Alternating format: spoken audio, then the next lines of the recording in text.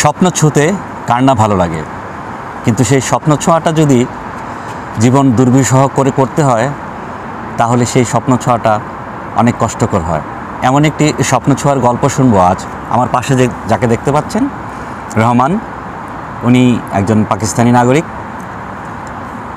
উনি এ পর্যন্ত 17টি দেশ ভ্রমণ করেছে, মানে 17টি দেশ হয়ে এখন এই মুহূর্তে সে পর্তুগালে তার রেসিডেন্টের আশায় সে এখন পর্তুগালে অবস্থান করছে। কিন্তু এই 17টি দেশ উইদাউট ভিসা এবং উইদাউট উড়োজাহাজ, আমরা যেটাকে প্লেন বলি, কোনো রকম উড়োজাহাজ ছাড়াই উনি এই 17টি দেশ ঘুরে পর্তুগালে অবস্থান করছেন তার স্বপ্নের সেই রেসিডেন্ট কার্ড পাওয়ার জন্য। আমরা আজকে সেই গল্পটি শুনবো রহমান ভাইয়ের মুখ থেকে। ইন্টারভিউটি ইংলিশ এবং উর্দুতে আমরা ট্রাই করব, যেহেতু উনি পাকিস্তানি। তো আশা করি আমাদের এই ভাষাগত সমস্যাটা আপনারা ক্ষমা সুন্দর দৃষ্টিতে দেখবেন। তো চলুন বন্ধুরা, আমরা সেই লোমহর্ষক বা জীবন জয়ের, স্বপ্ন জয়ের সেই গল্পটি আমরা শুনি।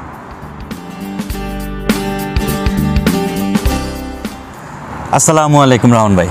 वालेकुम सलाम। How are you? अल्हम्दुलिल्लाह भाई। आप पाकिस्तान से? जी भाई। पाकिस्तान आपका शहर मेरा शहर है Punjab, Gujranwala, Pakistan. We want to know how you travel in 70s country without any document, without any aeroplane. How it possible? पहले गया लाहौर। लाहौर से मैंने सदाबहार बस है, उससे मैंने टिकट लिया और टिकट लेके मैं उधर से फिर गया कोयटा में। किसके बस टिकट? बस टिकट, सदाबहार बस है उसका नाम है। Okay. और उधर से मैंने टिकट लिया और मैं टिकट लेके मैं गया था कोयटा में। कोयटा से फिर मैंने ट्रेन का टिकट लिया। तो at first we want to know why you decided to travel without any documents. How can it possible? You have no afraid about this? No, because you know our country Pakistan बहुत मुश्किल है कि visa मिलना Europe country का, किसी भी country का। आपका ड्रीम था आप यूरोप में सेटल होना? हाँ, मेरा ड्रीम था कि मैं किसी ये कितने साल से आप? मैं 2017 में निकला था घर से। 17 में? 2017 में। ओके, आप बस का टिकट लिया, देन उधर से बस का ट्रेन का टिकट लिया मैंने। तो मैं कोयटा गया। कोयटा फिर मैंने अपने एजेंट से रब्ता किया और एजेंट ने फिर मेरे को बस का टिकट लेके दिया। जो कोई एजेंट पकड़ा था और खुद निकला? नहीं, मैं पहले खुद ही निकला था। जब मैं कोयटा में आ गया था ना, तब मैंने अपने एजेंट से रब्ता किया था। तो उसने फिर मेरे आदमी भेजा था उधर, वो पठान था। तो उधर वो कोयटा में मुझे मिला, वो उसने मेरे को लेके गया। कहाँ पर लेके गया? वो मेरे को बस स्टॉप पे लेके गया, जहाँ से वो बस जाती है ईरान को, वो उधर मेरे को लेके गया। तो कोयटा से आप ईरान के लिए रवाना हुआ?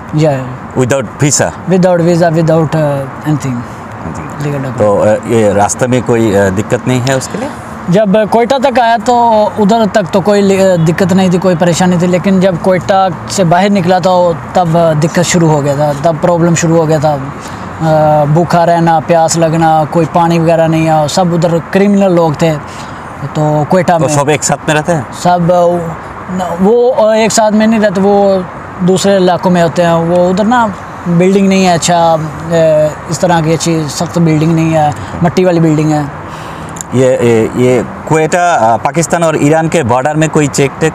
हाँ, पाकिस्तान और ईरान का बॉर्डर बहुत सख्त है। उधर से जो ईरान के लोग, पाकिस्तान के लोग हैं ना, वो क्रॉस करवाते हैं इलीगल बॉर्डर। वो उधर की माश्किल पहाड़ी हैं, वो बहुत मुश्किल से बंदा क्रॉस करता है। जब हम पहाड़ी पे चढ़े थे ना, तो हमें 7.5 घंटे लग गए थे ऊपर चढ़ते। तो ये पहाड़ की बॉर्डर में है? हाँ, ये पहाड़ जो है ना पाकिस्तान और ईरान के ऑन बॉर्डर के ऊपर है। तो उधर से ये जो बलूचिस्तान के लोग हैं ना, बलोच, वो हमें क्रॉस करवाते हैं उधर से पैसे लेकर। तो कितना वो हमने एजेंट को पैसा दिया था तुर्की के लिए। तो तुर्की के लिए हमने वो सारा पैसा 1,25,000 इतना पैसा आप कहाँ से मिला? वो इतना पैसा मेरे घर वालों ने मेरे को दिया था। पीछे से वो घर वालों ने सपोर्ट किया था। मैंने पहले घर वालों को बताया नहीं था। आपको फैमिली से सपोर्ट रहा? जी, पहले मैं जब निकला था मैंने घर वालों को नहीं बताया था कि मैं जा रहा हूँ। जब मैं कोयटा पहुंच गया तब मैंने उनको कॉल किया था कि मैं अभी निकल रहा हूं, तो मेरे पीछे मेरे को पैसे वगैरह मेरे को देना। तो फिर उन्होंने बोला कि तुम क्यों गया, तो वापस आ जाओ, लेकिन फिर भी मैं निकल गया था फिर। तो ईरान पहुंचा? ईरान में पहुंचा, उधर से 5 दिन में मैं ईरान में पहुंचा, और फिर ईरान से फिर वो जो तुर्की के लिए रवाना हुआ? तुर्की के लिए रवाना हुआ। ईरान कितना देर? ईरान में मैं तकरीबन रहा हूँ 10 दिन। वहाँ पर खाना, एकोमोडेशन, फूड? वो ऐसे छुप के जो है ना, घर में वो एजेंट वगैरह रखते हैं, किसी को पुलिस को उधर की जो छुपा के रखता है, आर्मी से छुपा के रखता है। अगर वो पकड़े जाते हैं तो वो बहुत ज़्यादा उधर पनिशमेंट देते हैं, सज़ा देते हैं, तो डिपोर्ट भी कर देते हैं, मारते बहुत ज़्यादा हैं। तो उधर पहले तो हम ईरान से जब उन्होंने हमें क्रॉस करवाया बॉर्डर, और वो हमें ले गए ईरान के एक शहर है, उधर हमें ले गए। उधर से उन्होंने 2-3 दिन उधर रखा सेफ में, उसको सेफ बोलते हैं। ओके। तो पहले जब हम ईरान थे, उन्होंने पाकिस्तान से हमें अफ़गानियों ने और बलोचों लोगों ने ना, उन्होंने हमसे पैसा लिया था वो ईरान की करेंसी देने के लिए। उधर हमने पाकिस्तान का 1000 रुपया दिया था, तो उन्होंने हमें 1,20,000 तुमन दिया था, क्योंकि ईरान में तुमन चलते हैं, ईरान करेंसी। जी।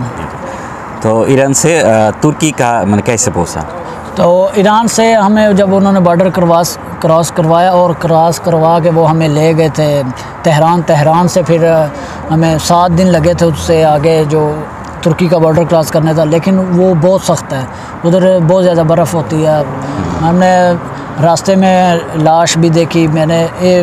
जब मैंने क्रॉस किया ना ईरान और तुर्की का बॉर्डर, वो वान सिटी है, वान सिटी तुर्की का शहर है, वो जो बॉर्डर के ऊपर है।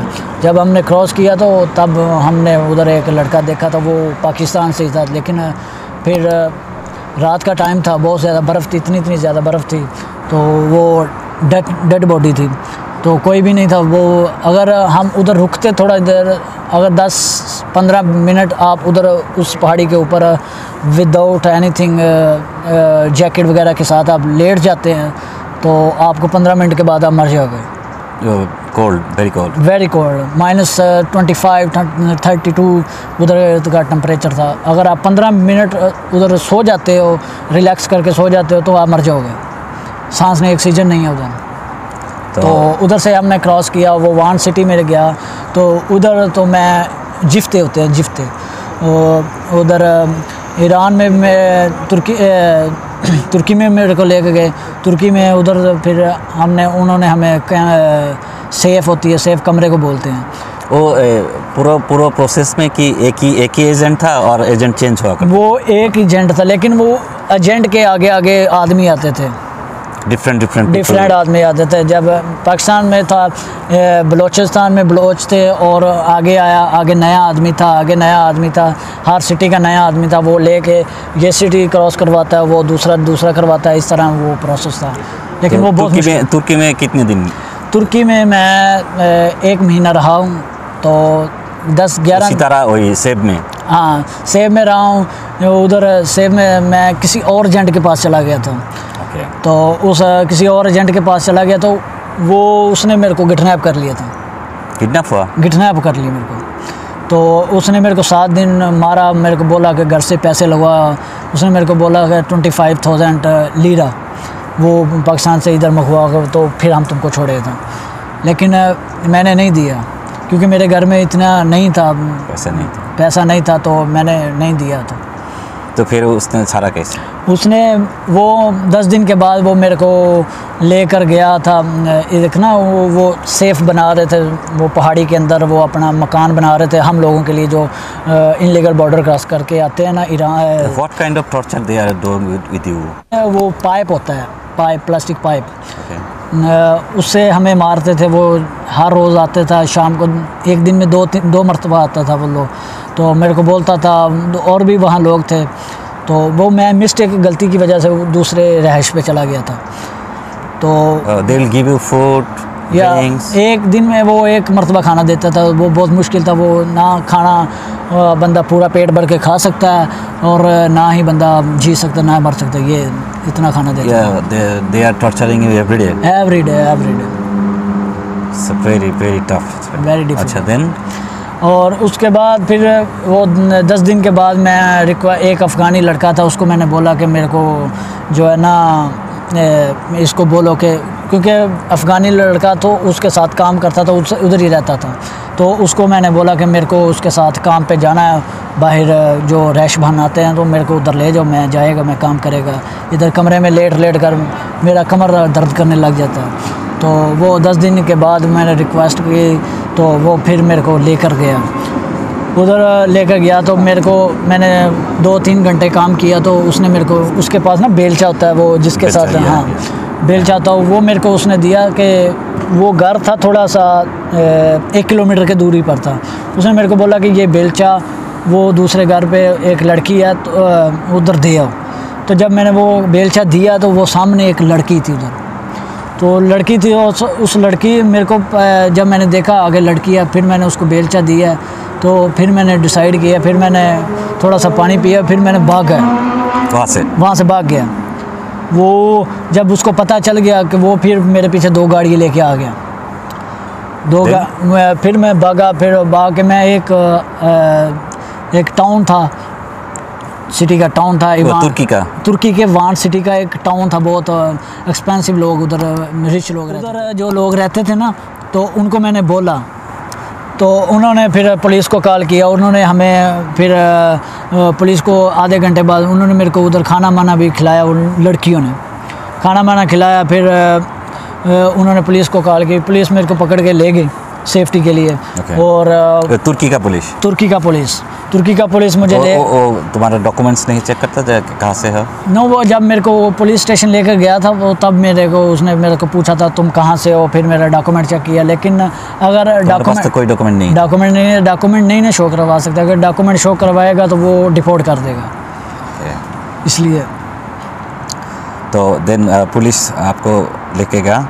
पुलिस लेके मेरे को गया उधर, उन्होंने 3-4 दिन हमें कैंप पे रखा। तो उधर पुलिस कैंप में, लेकिन वो पुलिस कैंप इतना बहुत मुश्किल था क्योंकि उधर लोग 3-3 महीने बाद वो उस्मानिया कैंप है, वो लोग जो है ना उस उस्मानिया कैंप में भेज देते। वो इतना गंदा कैंप है, उधर हर वक्त 8-9 हज़ार 10 हज़ार लोग रहता है, बहुत मुश्किल है।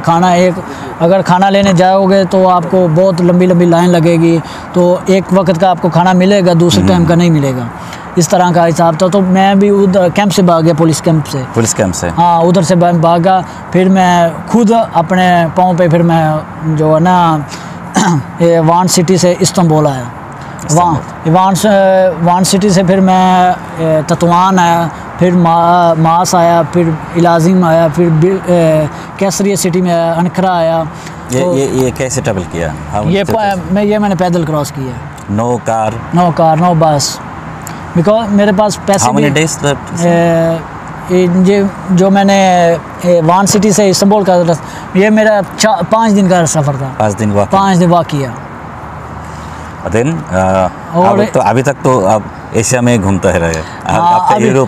अभी तक यूरोप में घूमा, अभी 5 दिन तुर्की में भी। तो अभी जब फिर मैं इस्तांबुल में आया तो फिर मेरे को उधर मेरा दोस्त रहता था, अंकल रहता था उधर से, पाकिस्तान से, उसके पास गया और उसने मेरे को जो है ना कपड़ा लेके दिया। फिर मैं काम में उधर 2-3 काम पे गया, फिर मैंने डोंकी लगा दी आगे ग्रीस की, उधर 2-3 दिन रहा था। उधर से मैंने ग्रीस की donkey. You do this alone or with any team or any agent? No, जब बांग्लादेश उधर से मैं इस्तांबुल से निकला तब हमारे साथ लोग थे, वो उधर से जो ग्रीस आना चाहते थे, वो टीम थी पूरी। उसको मैंने कुछ कंट्री से, बांग्लादेश के, अफ़गानिस्तान के थे, अज़रबैजान के थे, तुर्की के, और तुर्की के खुद के लोग थे, पाकिस्तान से, अफ़गानिस्तान के, बहुत इंडियन से, बहुत सारे लोग थे। जब then you trying to enter the Greece?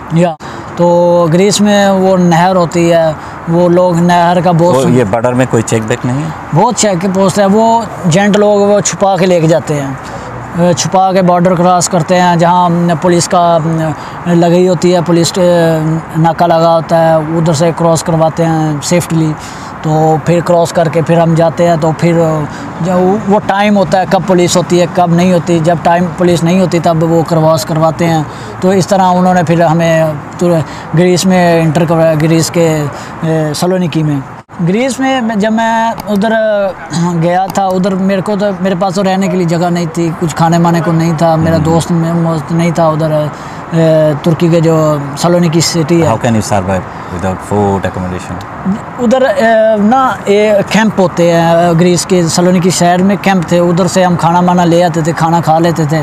और उसके बाद 3 दिन 4 दिन के बाद मैं बाहर सोया हुआ था टेबल पे ना, वो ग्राउंड था बच्चों के खेलने का ना, छोटा सा ग्राउंड था। तो उधर मैं खड़ा था, तो लेट गया था, रात के 10-11 बजे पुलिस आ गया। तो पुलिस ने मेरे को पकड़ लिया, फिर वो मेरे को जेल में ले गया।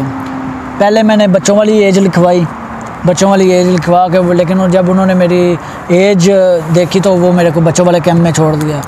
फिर मैंने सोचा कि ये डॉक्यूमेंट नहीं मिलेगा, तो फिर मैंने उनको अपना पासपोर्ट शो करवाया और उन्होंने पासपोर्ट, हाँ, वो जस्ट वो पासपोर्ट की ओरिजिनल पिक्चर दिखाई थी। फिर उन्होंने मुझे बच्चों वाले कैंप से निकाल कर बड़ों वाले कैंप में डाल दिया। उधर से फिर उन्होंने मेरे को 6 महीने जेल में रखा। तो 6 महीने बाद मेरे को उन्होंने एक पेपर दिया, और उस पेपर पे मैं कार्ड ले सकता था, ग्रीस का। हाँ, ग्रीस का वाइट कार्ड होता है, उस पर आप सर्वाइव कर सकते हैं ग्रीस में। ओके, तो ग्रीस में आप क्यों नहीं रुका? ग्रीस में डॉक्यूमेंट नहीं मिलते, ग्रीस में बहुत मुश्किल है, डॉक्यूमेंट नहीं मिलते, काम मिल जाता है, रहाइश वगैरह आसानी से मिल जाती है। लोग अगर आपके थोड़े जानने वाले लोग हैं तो वो आपको काम वाम पे भी लगवा देंगे। तो लेकिन डॉक्यूमेंट नहीं मिलते उधर, बस वो कार्ड देते हैं, उसको रीन्यू करवाते जाओ। वो कभी कार्ड छीन लेते हैं, कभी नहीं। और पुलिस का उधर सख्ती भी बहुत ज़्यादा है, लोग बहुत मुश्किल है उधर रहना भी। तो फिर तुमने सोचा तो जहाँ पर डॉक्यूमेंट्स मिलेगा वहाँ पर जाना? जी, फिर मैंने सोचा कि 3 साल मैंने उधर गुजार दिए ग्रीस में। Okay. वो एथन सिटी में, तो एथन में रहा, सलोनिकी में गया, मिकोनोस, उधर घूमे ही तो मैंने ग्रीस सारा है, बहुत ज़्यादा घूमा है। और उधर मेरे को ज़ुबान भी आता है ग्रीस से। फिर मैं सर्बिया गया, सर्बिया से फिर मैंने उधर से जाना था आगे, क्योंकि मेरे को जाना था पुर्तगाल। You have any card from Greece? Yeah, I have a card in Greece, white card. White card. Yeah. You can travel all the Schengen city with this card? No, just if you have a white card, you just survive, use this card in Greece. No another one country. तो उधर से Greece से भी फिर मेरे को आगे donkey लगाना पड़े सर्बिया के लिए। सर्बिया के लिए। Then? सर्बिया को उधर ग्रीस वालों, उधर से मैंने वो एक एजेंट किया था। जब मैंने सर्बिया आना था तो एजेंट को मैंने पैसे दिए थे 550। उसने ये जो ट्राले होते हैं ना, बड़े ट्राले जो आते हैं, सामान वगैरह एशिया से आता है, वो बड़े बड़े कंटेनर में, तो उसमें डाल के हम लोगों को उसने भेजा था। अफ़गानी था हमारा एजेंट को। ग्रीस से सर्बिया, हाँ, उसने मेरे को भेज दिया था सर्बिया। 1 दिन लगा था वो ट्राले में। तो उधर से फिर आगे तो बहुत मुश्किल थी क्रॉस करना। बॉर्डर में कोई चेक? वो चेक थी, लेकिन वो क्रॉस कर लिया था हमने। You are lucky. Yeah, just luck. So then how many days stay in Serbia? Just 6 or 7 days just in camp. There also have a camp. Again in camp? Yeah. Okay. Then? उधर से फिर मैं Romania चला गया था, क्योंकि उधर से अगर मैं बोस्निया जाता तो उधर से बॉर्डर क्रॉसिंग करना बहुत मुश्किल है। वो क्रोएशिया वाले बहुत ज़्यादा मारते हैं, लोग फिर आ जाते हैं, लेकिन पैसा नहीं होता तो वो बहुत मुश्किल होता है। तो उधर से फिर मैं रोमानिया चला गया। मेरे एक दोस्त ने मेरे को कॉल किया था, तो उसने मेरे को बताया कि तुम रोमानिया चले जाओ, उधर से भी ट्राला और कंटेनर वाली गेम होती है। तो मैं उधर चला गया। उधर से फिर मैंने 10 दिन उधर रहा। तो उधर से मैंने एक गेम लगाई ट्राले पे, लेकिन अब पुलिस वालों ने हमें उधर से बॉर्डर के ऊपर पकड़ लिया था। Okay. Then police The they got in jail. या उन्होंने मेरे को जेल में भेज दिया था पुलिस वालों ने। तो पुलिस वालों ने जब जेल में भेजा तो उधर 7-8 दिन उन्होंने रखा था और वो उन्होंने बड़े कैंप में भेज दिया था। उधर 2-3 दिन के बाद वो कार्ड देते थे, एक जो है ना घूमने के लिए रोमानिया में, रोमानिया कार्ड। हाँ रोमानिया का वो उन्होंने कार्ड दिया था, उस पर हम सर्वाइव कर सकते हैं। Only Romania. Only Romania. और वो 1 महीने का होता है और 1 महीने के अंदर अंदर आपको वो कंट्री छोड़ना होता है, वो कार्ड देते हैं। Then you travel for the Ukraine, you know? या नहीं, मैं यूक्रेन तो मैं बाद में गया था। जब उधर से मैंने पकड़ा गया तो मैंने 1 महीने का कार्ड मिला, तो फिर मैंने क्रॉस किया इलीगल, खुद पैदल क्रॉस किया था, बाय वॉक क्रॉस किया और हंगरी गया। हंगरी वालों ने, मैं ट्रेन में बैठा, मेरे पास यूरो थे, तो मैंने उसको टिकट वाले को, चेकर को टिकट 20 यूरो दिए, उसको मैंने बोला कि टिकट दे दो, लेकिन उसने हंगरी में भी वो करेंसी चलती है हंगरी वालों की, तो उन्होंने जब उस चेकर ने में जब 20 यूरो देखे, लेकिन उधर करेंसी हंगरी की चलती है, तो उसने पुलिस को कॉल दिया। अगले स्टॉप पे मेरे को पुलिस ने पकड़ लिया था, तो उसने फिर 2 दिन मेरे को उधर रखा। उन्होंने भी इंटरव्यू वगैरह पूछे, लेकिन उनको भी मैंने डॉक्यूमेंट नहीं दिखाए। अगर मैं डॉक्यूमेंट दिखाता तो वो मेरे को डिपोर्ट कर देते। फिर उन्होंने मेरे को रोमानिया में डिपोर्ट किया, वो कार्ड दिखाया मैंने। Again they put in Romania. Romania में जब उन्होंने मेरे को डिपोर्ट किया, फिर मैंने मेरे को एक आदमी मिला था, फिर मैंने उससे कुछ पैसे लिए हो, तो उसने मेरे को पैसे दिए 100 उधर ग्रीस का, हंगरी का, रोमानिया का पैसा दिया था 100 रुपया।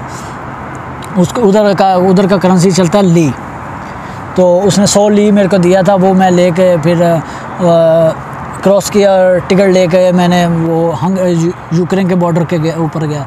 उधर से मैंने बॉर्डर क्रॉस किया, उधर यूक्रेन वालों ने मेरे को पकड़ लिया, आर्मी ने बॉर्डर के ऊपर ही। उन्होंने मेरे को जब पकड़ा था, वो उन्होंने बहुत ज़्यादा मेरे को पूछा, लेकिन मैंने कुछ भी नहीं बताया। लेकिन 3-4 दिन के बाद वो उन्होंने मेरे को बड़ी जेल में भेज दिया। और उधर फिर हमारा एक पाकिस्तानी था, उसके ट्रांसलेटर था, तो वो आया और उसने मेरे से बात की। उसने बोला कि तुम अपने, मैंने डॉक्यूमेंट नहीं शो करवाता था, लेकिन उन्होंने मेरे को पूछा, बहुत मारा, लेकिन मैंने नहीं डॉक्यूमेंट शो करवाया। अगर डॉक्यूमेंट शो करवाता तो वो डिपोर्ट कर देता। तो इसलिए मैंने उधर 10 दिन के बाद फिर मेरे को उसने बोला कि अभी इधर का जंग वार है यूक्रेन में, तो तुम अपने डॉक्यूमेंट चेक करवाओ, शो करवाओ, तो वो तुम्हें एक डॉक्यूमेंट बना के देंगे, वो तुम्हें लीगल यूरोप भेज देंगे। तो फिर उन्होंने मेरे को वो डॉक्यूमेंट मेरे को ना, मैंने उसकी बात मान के ना उस पाकिस्तानी को मैंने अपना दिखा दिया।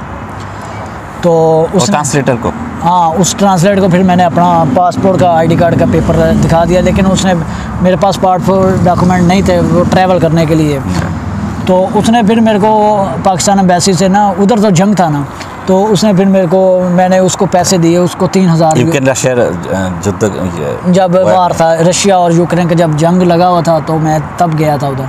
तो उन्होंने मेरे को जो है ना डॉक्यूमेंट दिया, मैंने उनको कार्ड, अपना ID कार्ड शो करवाया। उन्होंने फिर मेरे को लेकर गए उधर अदालत में लेकर गए, और अदालत मेरी लगी। उन्होंने $3000 मैंने उस बंदे को दिए जो ट्रांसलेटर था, उसको मैंने बोला था कि मेरे को डॉक्यूमेंट बनवा के दो, मैं यूरोप जाऊंगा।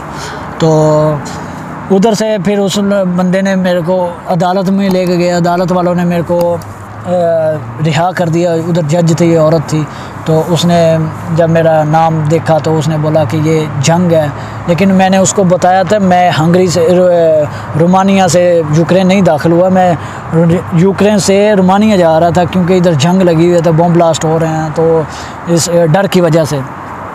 अगर मैं उसको बताता कि मैं उधर से आया, रोमानिया से आया, तो वो मेरे को ज़्यादा पनिशमेंट करते।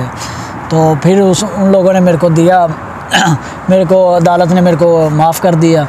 तो उसने मेरे को अदालत ने मेरे को पेपर बनवा के दिए, वो पासपोर्ट, एमरजेंसी पासपोर्ट होता है पाकिस्तान का, वो पाकिस्तान एम्बेसी से फिर मेरे को एमरजेंसी पासपोर्ट मिला, और उन्होंने कुछ डॉक्यूमेंट बनवाए। तो जो उस बंदे को मैंने पैसे दिए थे, तो उस बंदे को मैंने क्रॉस किया। उसने मेरे को पहले हम दूसरी तरफ गए, पोलैंड की तरफ, उन्होंने हमें एक्सेप्ट ही ना किया मेरे वो डॉक्यूमेंट एमरजेंसी। वो बोलते हैं कि दूसरा पासपोर्ट लेके आओ और वीज़ा लेके आओ, और TRC कार्ड लेकर यू करेंगे, लेकिन वो मेरे पास तो है नहीं, तो मैं तो आया दूसरी तरीके से था। तो उसके बाद उन्होंने मेरे को कुछ देर बाद उन्होंने मेरे को दूसरे बॉर्डर पे गए, हंगरी वाले पे, उधर क्रॉस किया। तो उधर ट्रेन पे बैठा तो उन्होंने मेरे को क्रॉस करवा दिया और हंगरी में आ गया। हंगरी में आया तो उधर मेरे फिंगर दोबारा शो हो गए। पहले भी मैं आया था, पहले उन्होंने डिपोर्ट किया था, जब उन्होंने मेरे दोबारा फिंगर लिए तो मेरे को उन्होंने पकड़ लिया, तो फिर उन्होंने मेरे को डिपोर्ट किया। देख लिए मेरे डॉक्यूमेंट देखे तो मेरे को फिर सुबह 6 बजे उन्होंने मैं हंगरी में मॉर्निंग में इंटर हुआ, तो उधर दाखिल होते ही, लेकिन उसके बाद ही हंगरी वालों ने मुझे 1 महीने का स्टे दे दिया और वो बोलता कि 1 महीने के अंदर अंदर तुम पाकिस्तान वापस जाओ। मैंने बोला कि ठीक है मैं जाएगा, पाकिस्तान जाएगा। तो पाकिस्तान, लेकिन जब उसने मेरे को दे दिया तो उसने 8 बजे मेरे को स्टे ऑर्डर दिया था 1 मंथ का, तो मैंने रात को हंगरी आ गया था, ऑस्ट्रिया आ गया था। ऑस्ट्रिया के वीना शहर में मैं 12 बजे आ गया था, तो बहुत मुश्किल था। ऑस्ट्रिया में कितना दिन, हाउ मेनी डेज? ऑस्ट्रिया में मैं जस्ट रहा हूँ 5 दिन 6 दिन। And then? और उसके बाद वो मैंने टिकट लिया। टिकट कोई नहीं, टिकट का पैसा नहीं होता था, क्योंकि आपका मेन माने गोल कितना, माने which is the target country, which is the target city you have to reach? मेरा टारगेट था पुर्तगाल लिस्बन। मुझे क्योंकि मेरे को डॉक्यूमेंट चाहिए ट्रैवल के लिए, पाकिस्तान के लिए, तो मुझे डॉक्यूमेंट चाहिए, तो इसलिए मेरा गोल वो था। फिर मैं उधर से ऑस्ट्रिया से मैं उधर से टिकट ट्रेन में बैठा जो ज्यूरिच जाती है स्विट्ज़रलैंड के शहर में, ज्यूरिच उसका शहर है, उधर गया। लेकिन उधर विदाउट टिकट नहीं उधर बिठाते थे, लेकिन उधर पुलिस ने हमें पकड़ लिया। तो उन्होंने मेरे को पूछा कि तुम कैसे इधर आए, उन्होंने मेरे फिंगर लिए, तो उनको पता चल गया ये बंदा ग्रीस में रहता है, ग्रीस में इसने असाइलम किया हुआ है। तो जब उसको मैंने बताया कि मैंने बोला कि मैं ग्रीस में, वो बोलता तुम उधर ड्रग बेचते थे, ये करते थे स्विट्ज़रलैंड में, पुलिस वाले। मैंने उसको बोला कि मैं काम करता था, एक कंपनी है उसका नाम है, मैंने टैक्स भी पे किया हुआ उधर, मेरे डॉक्यूमेंट्स है। फिर उसने मेरे को स्टे ऑर्डर दिया स्विट्ज़रलैंड ने, मेरे को बोला कि तुम इधर रहना चाहते हो तो रह लो, तो मेरे को उसने रखा। फिर मैंने उधर से, मेरे को पसंद नहीं था, मेरे पास रहने के लिए जगह नहीं था। उधर रेड क्रॉस वाले तो है थे, लेकिन मैंने कहा कि नहीं अभी मैं जाएगा। फिर उधर से मैं इटालिया गया। इटालिया मेरे ताए का लड़का रहता था, मेरे अंकल का बेटा रहता था उधर, तो मैं उसके पास गया। First time you meet your relative? या वो उससे मिला, तो वो मेरे पास उसने मेरे को खाना वाना खिलाया। उधर रहा 2 दिन, मैं उधर रहा मिलान सिटी में, उधर घूमा फिरा। तो फिर मैंने पैसे मंगवाए, मेरा दोस्त था ग्रीस में, उससे मैंने पैसे मंगवाए, तो उसने मेरे को 300 यूरो ग्रीस से भेजा इटालिया में। तो फिर मैं उधर से ग्रीस इटालिया में पैसे लिए, और पैसे लेने के बाद फिर मैं गया उधर से स्विट्ज़रलैंड, तो मैं क्रॉस करके आ गया इटालिया से। फिर मैंने कहा कि मैं अभी फ्रांस जाएगा, क्योंकि फ्रांस से फिर पुर्तगाल जाएगा ना। तो उधर से मैं दूसरी तरफ गया था, लेकिन उधर से भी फ्रांस वाली पुलिस ने वो जो एमरजेंसी पासपोर्ट है उसको एक्सेप्ट नहीं किया, उन्होंने डिपोर्ट कर दिया इटालिया में अगेन। उन्होंने मेरे को इटालिया में डिपोर्ट किया। फिर मैं दूसरे रास्ते गया, दूसरे रास्ते भी फ्रांस वालों ने मेरे को पकड़ लिया अगेन दोबारा पकड़ लिया उन्होंने मेरे को, फिर डिपोर्ट कर दिया इटली में। फिर मैं मिलान सिटी में गया, फिर मिलान से फिर मैं स्विट्ज़रलैंड गया। स्विट्ज़रलैंड में जब मैं गया तो मेरे पास तो पैसे थे, 300 यूरो मैंने लेके आया था। तो उधर गया तो स्विट्ज़रलैंड वालों ने, पुलिस ने मेरे को पकड़ लिया, तू किधर घूम रहा है तू किधर घूम रहा है, तुम्हारे पास तो पेपर नहीं है, तुम किधर घूम रहे हो, तुम्हें तो इधर रहने के लिए। मैंने बोला कि मैं उधर गया था, मेरा भाई था, मेरे पास पैसे नहीं था। फिर उसने मेरी चेकिंग किया, मेरे पास पैसे थे 300 यूरो। उसने बोला अभी तुम उधर गया था, क्यों गया था, अभी तुम टिकट लेगा। उसने मेरे को 90 यूरो का जो है ना टिकट लेगा, कहता है अगर नहीं लेगा तो तुझे वापस इटालिया में डिपोर्ट करेगा। मैंने फिर वो 90 यूरो का टिकट ले लिया, वो टिकट ले लिया। फिर उसने मेरे को बोला कि तुम स्विट्ज़रलैंड में रहना चाहते हो या तुम फ्रांस कहाँ जाना चाहते हो, जर्मनी जाना चाहते हो। तो फिर उसको मैंने बोला कि मैं जर्मनी जाएगा। जर्मनी में मेरे को भेजा। मैं जर्मनी में 2 दिन रहा। उधर का लॉ बहुत सख्त था, लोग मेरे को बता रहे थे। लेकिन उधर से फिर मैं पेरिस चला गया। उधर से भी मैं उधर रेड क्रॉस वाले ने तो उन्होंने मेरे को टिकट लेके दिया था पेरिस का, पेरिस सिटी का, फ्रांस में। तो मैं फ्रांस आया। उधर गार्दिल्यून है, गार्दिल्यून स्टेशन है फ्रांस का। एशियन लोग गार्दिल्यून में बहुत, गार्दिल्यून एक बहुत बड़ा ट्रेन स्टेशन है उनका ना। पेरिस में 2 बड़े स्टेशन हैं, एक गार्दिल्यून है, दूसरा दूर है, उसका मेरे को नाम नहीं है मालूम। तो उधर मैं गया तो उधर वालों पेरिस में उन्होंने मेरे को रखा, रेड क्रॉस वालों ने।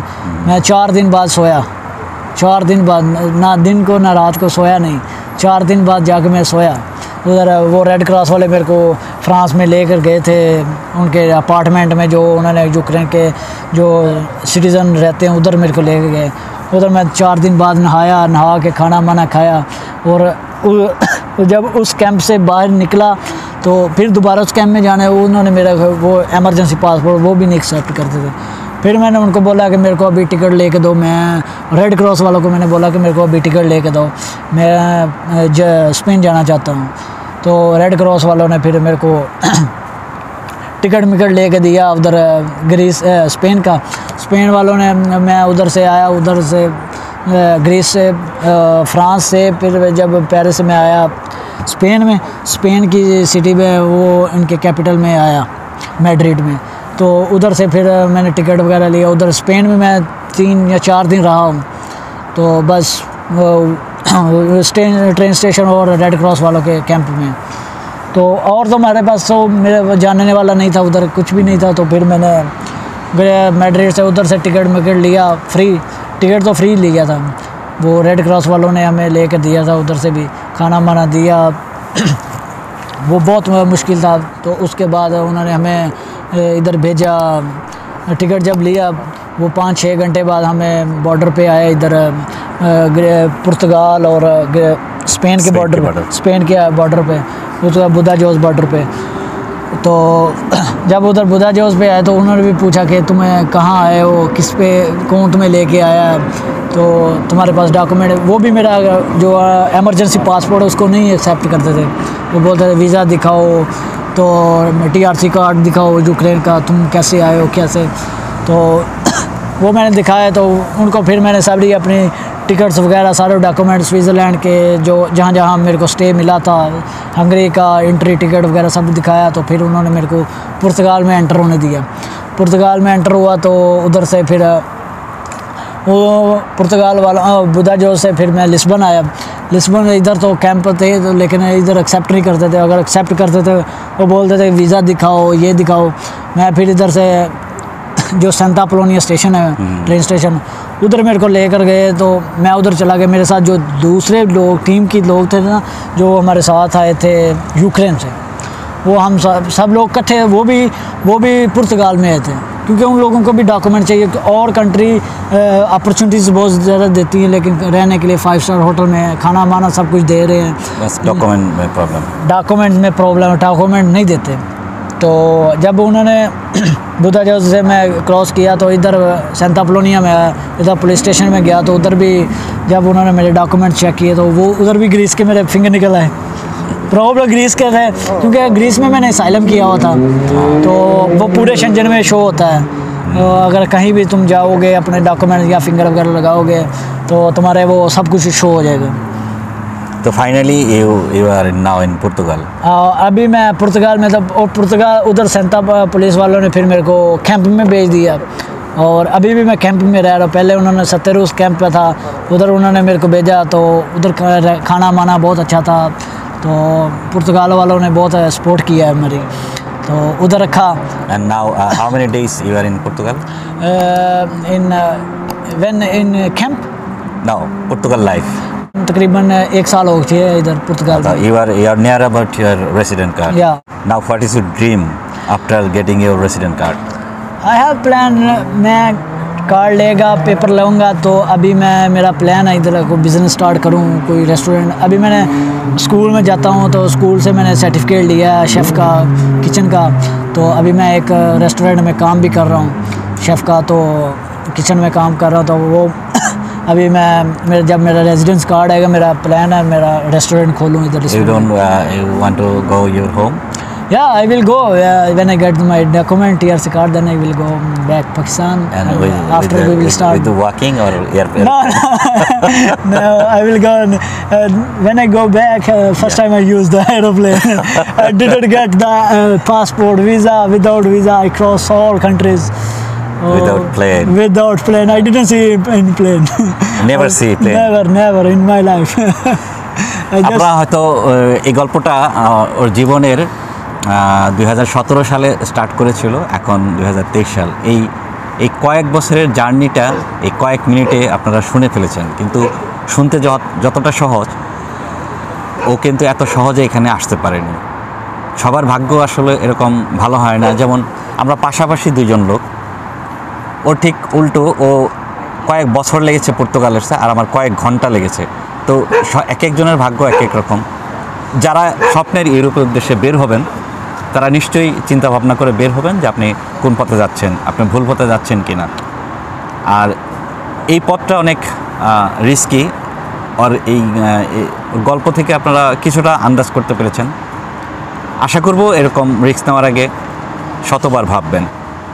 এরকম গল্প শেয়ার করার জন্য আপনারা যদি ইচ্ছুক থাকেন তাহলে কমেন্টে জানাবেন, নাম্বার দিবেন, আমরা যোগাযোগ করব আপনাদের সাথে। আমরা আপনাদের গল্প তুলে ধরতে চাই সবার জন্য। সবাই ভালো থাকবেন, দেখা হবে নতুন কোনো এরকম স্বপ্নের গল্প নিয়ে। আল্লাহ হাফেজ।